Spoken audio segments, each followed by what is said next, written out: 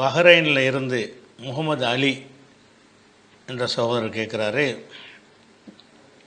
மாதம் பிறக்கும் பொழுது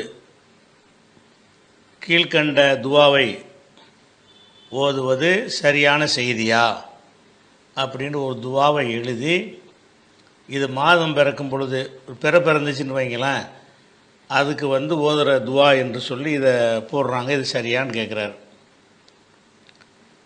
அந்த துவா என்னன்னு கேட்டால், அவர் கேட்டிருக்கிற துவா, அல்லாஹும்ம அத்ஹில்ஹு பில் அம்னி உல் ஈமானி ஒ சலாமத்தி உல் இஸ்லாமி.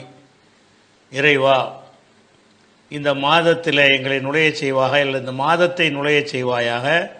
பில் அம்னி, ஒரு பாதுகாப்புடையும், உல் ஈமானி, ஈமானுடனும், ஒரு சலாமத்தி, ஈடேற்றத்துடனும், ஒரு இஸ்லாமி, இஸ்லாத்துடனும், ஒரு ஜிவாரி மின ஷைத்தான், ஷைத்தானிடமிருந்து பாதுகாப்புடனும், ஒரு லுவானி மின ரஹ்மான், ரஹ்மானுடைய இறைவனுடைய பொருத்தத்திலிருந்தும் இதில் தருவாயாக, இந்த மாதத்தில் நுழைய செய்வாயாகண்டு. இந்த மாதம் நுழையுதில், மாதம் ஆரம்பிக்குதில், ஆரம்பித்ததில் இருந்து ஈமானு, இஸ்லாமு, சலாமத்து, இஸ்லாமு, அல்லாஹ்வுடைய திருப்தி இதெல்லாம் இருக்கிற மாதிரி அமைப்பாயாக அப்படிங்கிற ஹதீஸு சரியான்னு கேட்குறாங்க.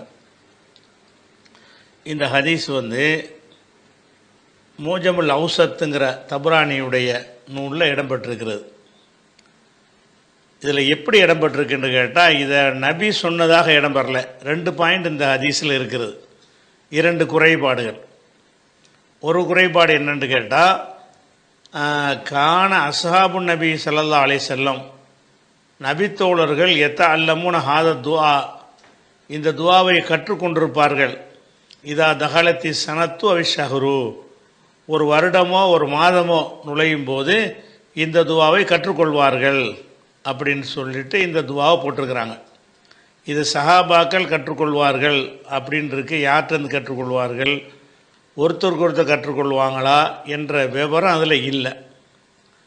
அதுபோக இதை அறிவிக்கக்கூடிய அறிவிப்பாளரில் ரிஷ்தீன் பின் சாது என்பவர் வர்றார். இவர் இந்த செய்தி அறிவிக்கிற ஒரு ஆளாக வருகிறார். இவரை பொறுத்த வரைக்கும் இப்னு ஹஜர் உள்பட அதிகமான ஹதீஸ்களை அறிஞர்கள் இவரை பலவீனம் என்று சொல்லியிருக்கிறார்கள். அதனால் மாதம் பிறக்கும்போது இந்த துவா ஓதணுங்கிறது இந்த செய்தி ஆத்தன்டிக்கான செய்தி இல்லை. இதே செய்தி அத்தர்கீப் ஒ தர்ஹீப் என்கிற நூல்லையும் இடம்பெற்றிருக்கிறது. அதில் இதே மாதிரி வாசகம்தான் இருக்கிறது.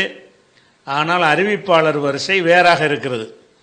இருந்தாலும் இதனுடைய அறிவிப்பாளர் வரிசையிலேயே அப்துல்லாஹ் இப்னு லஹியா என்கிற ஒரு பலவீனமான அறிவிப்பாளர் தான் இடம்பெற்றிருக்கிறார். அதனால் இதுவும் பலவீனமாக இருக்குது, அதுவும் பலவீனமாக இருக்குது. ரெண்டுலேயுமே நபித்தோழர்கள் கற்றுக்கொண்டார்கள் அப்படின்னு இருக்கே தவிர நபி சொன்னாங்கன்னு இல்லை. அதனால் இந்த ஹதீஸ் சரியான ஹதீஸ் கிடையாது. இதை அமுல்படுத்தணுங்கிறது அவசியம் கிடையாது.